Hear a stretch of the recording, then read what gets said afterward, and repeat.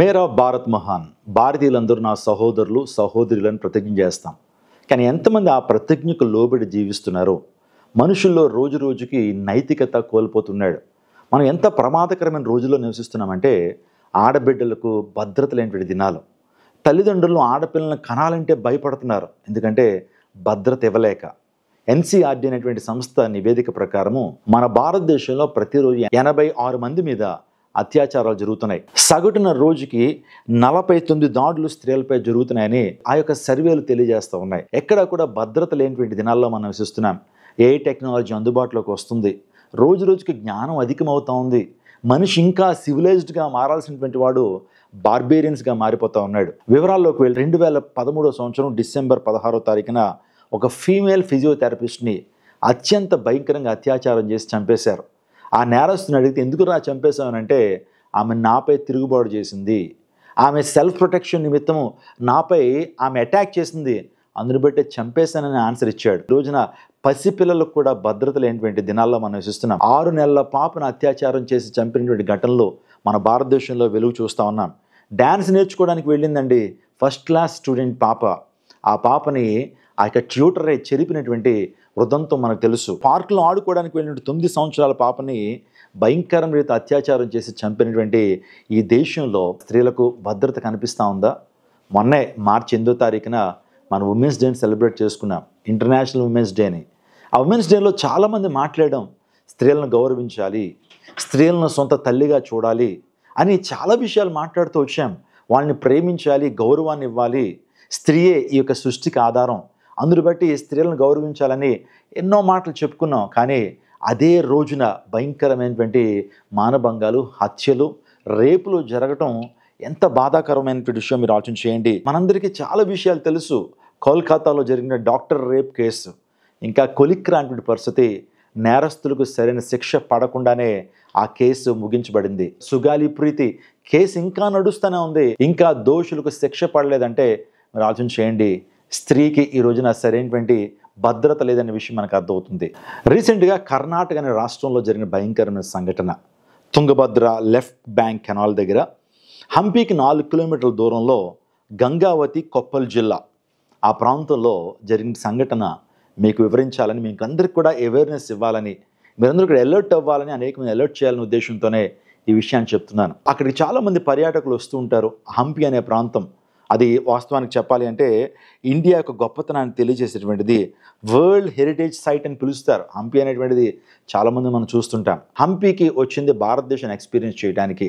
కొన్ని రోజులు అక్కడ నివసించడం కొరకు హోమ్ స్టేని ఆశ్రయించింది. హోమ్ స్టేస్ అంటే అర్థం ఏంటంటే, అవి హోటల్స్ కాదు, లేకపోతే లాడ్జులు కాదు. కొంతమంది ప్రైవేట్ వ్యక్తులు వారి ఇళ్లనే హోమ్ స్టేస్గా ఇస్తుంటారు. పర్యాటకులను వాళ్ళ ఇంట్లో ఉంచుకుని కొన్ని రూమ్స్ వారికి కేటాయించి వారే లోకల్గా ఉన్న ప్రాంతాలకి వారు త్రిప్పుతూ చక్కటి ఆహారం వారికి పెడుతూ ఉంటారు. హోమ్ స్టేలో ఆమె దిగిన తర్వాత ఆమెతో పాటు 4 అదే హోమ్ స్టేలోకి వారు వచ్చారండి. వచ్చిన తర్వాత వీరందరినీ కూడా చక్కగా సిటీ చూపిద్దామని, ఆ ప్రాంతం చూపిద్దామని ఆ యజమానుడు లేకపోతే హోమ్ స్టే నడుపుతున్న వ్యక్తి బయటికి పర్యాటకానికి తీసుకుని వెళ్ళాడు. వారిలో ప్రాముఖ్యంగా డానియల్ అనేటువంటి వ్యక్తి అమెరికా దేశానికి సంబంధించినటువంటి వాడు, అమెరికన్ సిటిజన్. మరొక వ్యక్తి పేరు పంకజ్ అమృతరావు పాటిల్, అతనికి 43 సంవత్సరాలు. అతను నాసిక్, మహారాష్ట్ర నుంచి వచ్చాడు. ఆ తర్వాత బీబాష్ అనేటువంటి వ్యక్తి ఒరిస్సా నుంచి వచ్చాడు. ఆ యొక్క హోమ్ స్టేలో నివాసం ఉంటున్నారు. వీళ్ళందరినీ తీసుకుని బయటకు వెళ్ళాడండి. బయటకు వెళ్ళిన తర్వాత అక్కడ కెనాల్ అని చెప్పాను కదా, ఆ ప్రాంతానికి వెళ్ళారు. చాలా అద్భుతమైన ప్రాంతం. సాయంకాలపు వేళ ఆ ప్రాంతానికి వెళ్ళారు. ఇంకొక అద్భుతమైన విషయం ఏంటంటే, ఆ ప్రాంతంలో ఇంకొక అట్రాక్టివ్ ప్లేస్ అంటే స్టార్ గేజింగ్. స్టార్ గేజింగ్ అంటే ఏంటంటే, మనము సిటీస్లో ఉన్నప్పుడు నక్షత్రాలను సరిగ్గా చూడలేం, పొల్యూషన్ బట్టి సరిగ్గా మనం చూడలేం. కానీ కొన్ని ప్రాంతాల్లో నక్షత్రాలు చాలా చాలా స్పష్టంగా కనబడుతుంటాయి. ఆ ప్రాంతంలో కూడా నక్షత్రాలు చాలా చూడచక్కగా ఉంటాయి. అక్కడ పర్యాటకులను ఆకర్షిస్తున్న ఆ యొక్క స్టార్ గేజింగ్కి తీసుకువెళ్ళాడు. తీసుకెళ్ళిన తర్వాత రాత్రి 8:30 ఆ ప్రాంతానికి ఆ ప్రాంతంలో చేరుకున్నారు. చక్కగా అక్కడ ఆ యొక్క ప్రకృతి రమణీయతను ఆస్వాదిస్తున్నారు. అదే టైంలో 3 యవనస్తులు మరి తప్పతాగి వచ్చారో లేకపోతే డ్రగ్స్ తీసుకుని వచ్చారో మనకు తెలీదు, ఎంత భయంకరమైన రీతిలో ఆ ప్రాంతానికి వచ్చారట. వచ్చి మాటలు కలుపుతూ ఉన్నారు. దయచేసి మాకు హెల్ప్ చేయండి, పెట్రోల్ అయిపోయింది, అందుని బట్టి పెట్రోల్కి సాయం చేయండి, పెట్రోల్ బంక్ ఎక్కడ ఉందని అడిగారట. మాకు పెట్రోల్ బంక్ చాలా దూరంలో ఉందని చెప్పారు. ప్రశ్న వేశారనంటే, మా దగ్గర డబ్బులు లేవు, దయచేసి పెట్రోల్ కొట్టించుకోవడానికి డబ్బులు ఇవ్వమని అడిగారట. వెంటనే అక్కడ ఉన్నటువంటి వారు మేమెందుకు డబ్బులు ఇవ్వాలి, మీరు చూడడానికి చక్కగానే ఉన్నారు కదా, పని చేసుకుని బ్రతికేటువంటి వారికి ఉన్నారు కదా అన్నారట. పోనీ ఎట్టకేలకు ఆ ప్రెషర్కి ₹20 ఇచ్చారట. ₹20 ఇస్తే ₹20 మాకు ఇస్తారా, ఏమైనా భిక్షగాళ్ళం అనుకుంటున్నారని చెప్పి వాళ్ళతో పోట్లాటకు బయలుదేరారు. వీళ్ళు కూడా ముగ్గురు మగవారు ఉన్నారు కాబట్టి వీరు కూడా వారితో పోరాటం చేశారు, వారితో గొడవాడారు. గొడవలో వారి ఈగో హట్ అయ్యి వారిని కొట్టి పక్కన కెనాల్లో పాడేశారండి ముగ్గురిని. ఎంత భయంకరమైనటువంటి చర్యో మీరు ఆలోచన, ఎంత హీనియస్ చర్యో మీరు ఆలోచన చేయండి. స్త్రీలు అక్కడ ఉండిపోతే ఆ ఇద్దరు స్త్రీలని కూడా భయంకరమైన రీతిలో అత్యాచారం చేసి వారి దగ్గర ఉన్న బంగారం, వారి దగ్గర ఉన్న డబ్బు వారు తీసుకుని ఆ ప్రాంతం నుంచి పారిపోయారు.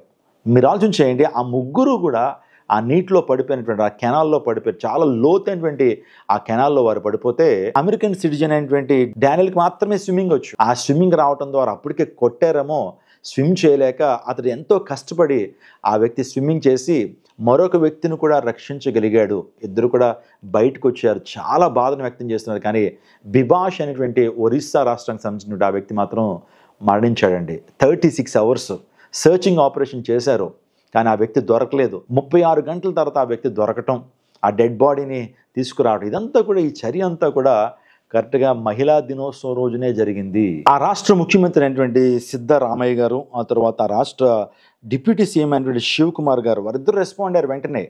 మేము ఖచ్చితంగా నేరస్తులకి శిక్ష పడేలా చూస్తాం, చట్టం దాని పని చేసుకుని వెళ్తుంది, వారిని ఖచ్చితంగా పట్టుకుంటామని వారు ఇన్వాల్వ్ అయ్యారు. ఇజ్రాయెల్ ఎంబసీ కూడా ఇన్వాల్వ్ అయ్యారు ఈ కేసులో. భారతదేశానికి మచ్చలు తీసుకొచ్చేటువంటి పరిస్థితులు. మనిషి ఎందుకు ఇలా ప్రవర్తిస్తున్నాడు? మనిషికి నియంత్రణ లేదే, మనిషి తన కోరికల మీద నియంత్రణ లేదే, తనకి ఇంద్రియ నిగ్రహాల మీద నియంత్రణ ఎందుకు దొరకట్లేదు, తన జీవితంలో ఎందుకు ఈ క్రమశిక్షణ కలిగి ఉండట్లేదు? మనిషి భయంకరమైన కామంతో నింపబడి ఇలాంటి అరాచకాలు చేస్తున్నాడు. వీళ్ళు మాత్రమే కాదండి, ఇప్పటికొచ్చి 2016 సంవత్సరం నుంచి 2022 సంవత్సరం వరకు డేటా తీస్తే 148 ఫారిన్ ఉమెన్ని అత్యాచారం చేసినటువంటి ఘటనలు భారతదేశంలో ఉన్నాయి. కేవలం 16 మందికి మాత్రమే శిక్షలు విధించిన భారత ప్రభుత్వం, వారే కన్విక్టెడ్ అయ్యారు. కానీ మిగతా వారందరూ కూడా రోడ్ల మీద ఇష్టానుసారంగా తిరుగుతూనే ఉన్నారు, వారికి శిక్షలు పడలేదు. ఆలోచన చేయండి, మనిషికి ఎందుకు నియంత్రణ ఉండట్లేదు? మనిషి ఎందుకు పాపాన్ని జయించలేకపోతున్నాడు? ఇంద్రియ నిగ్రహాన్ని ఎందుకు మనిషి కలిగి ఉండలేకపోతున్నాడు? ఆలోచించండి. భక్తి కనబడుతుందండి, ప్రతి ఒక్కరూ భక్తి చేస్తున్నారు. భారతదేశంలో భక్తి మరి ఏ దేశంలో లేదని చెప్పచ్చు. కానీ ఎందుకు దేవుడు అంటే భయం ఉండట్లేదు? మనిషిని అంత భయంకరంగా క్రూరంగా హింసించి మానభంగాలు చేస్తూ దేవుడు ఏమీ చేయలేడు అనుకునేటువంటి ఆ భయం లేనిపెట్టి తనమే కదా. చూడండి, దేవుడు అంటే మనకి భక్తి ఉండాలండి, రెండోదిగా భయం ఉండాలి. దాన్నే భయభక్తులు అన్నారు. భయభక్తులు అంటే అర్థం ఏంటి? దేవుని పట్ల భయభక్తులు కలిగి ఉంటే అర్థం ఏంటంటే చెడుతనాన్ని అసహించుకోవాలి. బైబిల్ గ్రంథం ఏం చెప్తుందంటే దేవుని భయభక్తులు కలిగి ఉండుట చెడుతనం అసహించుకున్నట్టే అన్నాడు. భక్తి అంటే ఏంటి తెలుసా? ఇహలోక మాలిన్యాన్ని అంటించుకోకుండా జీవించటమే. లేదా మనిషి తనకున్న కోరికలను అణుచుకోలేక ఇష్టానుసారంగా ప్రవర్తిస్తే తన జీవితంలో ఖచ్చితంగా శ్రమల పాలవుతాడు, ఇబ్బందుల పాలవుతాడు. ముగ్గురు యవనస్తులు కూడా ఏం సాధించారు? క్షణికానందం కొరకు చేసినటువంటి కార్యం. మానభంగం చేసి వారు ఆనందాన్ని పొందుకుంది కొన్ని నిమిషాలు మాత్రమే, కానీ జీవితాంతం ఈ రోజున కేసులు వేశారండి. ఆ కేసులకి వారు ఇంకెప్పుడు కూడా బయటకు వచ్చేటువంటి పరిస్థితులు లేవు. సుమారుగా 20 సంవత్సరాలు ఇంప్రిజన్మెంట్ ఉన్నాయి. అనేకమైన కేసులు వారి మీద వేశారు. ఒక విషయం చెప్తే ఆశ్చర్యపోతారు, ఇలాంటివి అనేకమైన కార్యాలు మన సమాజంలో జరుగుతున్నాయి. రేపు మన బిడ్డలకు జరగవని గ్యారెంటీ ఏంటి? మన తోబుట్టులకు జరగవని గ్యారెంటీ ఏంటి? ప్రభుత్వాలు నిజంగా యాక్షన్ తీసుకోవాలి. మనుషుల హృదయాల్లో మార్పు కావాలి. ఈరోజు ఎన్ని చట్టాలు చేస్తున్నా సరే, ఎన్ని నిబంధనలు తీసుకొస్తున్నా సరే మనిషి మాత్రం మారట్లేదండి. రోజు కేసులు పెరుగుతూ ఉన్నాయి. ఇలా మేము చెబుతూనే ఉన్నాం. దైవ సేవకులుగా న్యూస్ రీడర్స్ మాట్లాడుతూ ఉన్నారు, అనేక మంది యూట్యూబర్స్ మాట్లాడుతూ ఉన్నారు, ప్రభుత్వం జోక్యం చేసుకుంటూ ఉన్నారు, అనేకమైనటువంటి చట్టాలు చేస్తున్నా సరే మనుషులలో మార్పు వస్తుందా? హ్యూమన్ హార్ట్ ఎలాంటిది, మానవ హృదయం ఎలాంటిదంటే మోసకరమైనది, అది ఘోరమైన వ్యాధి కలిగిందని దివ్యజ్ఞాన గ్రంథం చెప్తాం. మనుషుల హృదయాల్లో దేవుని పట్ల ఒక భయం ఉండాలా. దేవుడు అనేటువంటి వాడు చూస్తున్నాడు. నేను చేసే ప్రతి కార్యానికి దేవుడు ఆయన తీర్పు తీరుస్తాడనేటువంటి దేవోక్తిని అనుసరించి నడుచుకోవాలి మనిషి. తద్వారా పరిశుద్ధంగా జీవించగలుగుతాడు. రోజున యేసుక్రీస్తు ప్రభు నమ్ముకున్నటువంటి వారు పరిశుద్ధంగా జీవించగలుగుతున్నారు. అనేక సాక్ష్యాలు మీ ముందు పెట్టగలను. అనేక మంది ఒకప్పుడు భయంకరంగా జీవించినటువంటి వారు వ్యభిచారులుగా, జారులుగా, దొంగలుగా, రౌడీ షీటర్లుగా, డ్రగిస్టులుగా భయంకర దొంగతనాలు చేసుకుంటూ బ్రతికినటువంటి వారి జీవితాల్లో బైబిల్ను అనుసరించడం ద్వారా, జీసస్ క్రైస్ట్ని వారి హృదయాల్లో చేర్చుకోవడం ద్వారా సన్మార్గంలో వారు నడవగలుగుతున్నారు.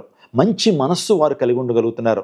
మంచి హృదయాలు వారు కలిగి సమాజానికి, కుటుంబానికి, దేశానికి ఉపయోగకరంగా వారు ఉండగలుగుతారు. నిజమే, క్రైస్తవుడు అనేటువంటి వాడు దేవునికి భయపడతాడు. ఈ రోజున మనకి పాపానికి శిక్ష లేకపోయి ఉండొచ్చాము, కానీ ఆత్మలోకంలో పాపం చేసిన వ్యక్తి తప్పించుకోలేడు.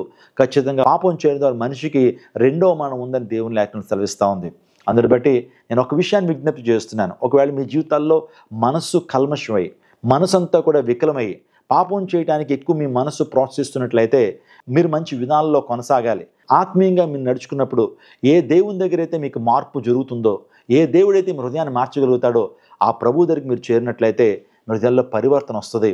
క్రైస్తవ్యం అనేది ఒక మతం కాదు, క్రైస్తవ్యం అనేది ఒక మార్గం. ఇది నిత్యత్వానికి, పరలోక రాజ్యానికి ఒక మార్గమే తప్పించి క్రైస్తవ్యం అనేది ఒక మతం కాదు. ఇలాంటి సంభవాలు మనం చూస్తూ ఉన్నప్పుడు ఎలా రెస్పాండ్ అవ్వాలి?